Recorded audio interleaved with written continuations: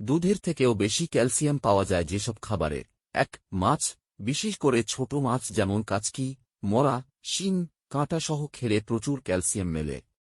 ১০০ গ্রাম ছোট মাছ প্রায় ৫০০ থেকে ৭০০ মিলিগ্রাম ক্যালসিয়াম দেয়। ২. ব্রোকলি ও বাঁধাকপি, গ্রিন ভেজিটেবলস, ব্রোকলি, পালং শাক, কলমি শাক ক্যালসিয়ামের দারুণ উৎস।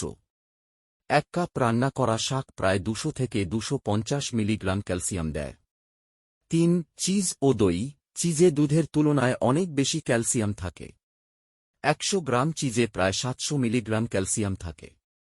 ৪. তিল, সেসেম সিডস, ক্যালসিয়ামের সবচেয়ে শক্তিশালী প্রাকৃতিক উৎসগুলির একটি। ১ টেবিল চামচ তিলে প্রায় ৮০ থেকে ৯০ মিলিগ্রাম ক্যালসিয়াম থাকে। ৫. সয়াবিন ও সয়া পণ্য, টোফু, সয় মিল্ক, সয়া দুধ ও টোফু দুধের বিকল্প হিসেবে খুব ভালো। ১০০ গ্রাম টোফু ৩৫০ থেকে ৪০০ মিলিগ্রাম ক্যালসিয়াম দেয়। ৬. বাদাম, অলমন্ড, এক মুঠো বাদামে প্রায় ৭৫ থেকে ৮০ মিলিগ্রাম ক্যালসিয়াম থাকে। নিয়মিত খেলে হাড় শক্ত থাকে। ৭. চিংড়ি ও শুকনো মাছ, শুকনো চিংড়িতে ১০০ গ্রামে ১০০০ মিলিগ্রামের বেশি ক্যালসিয়াম থাকে।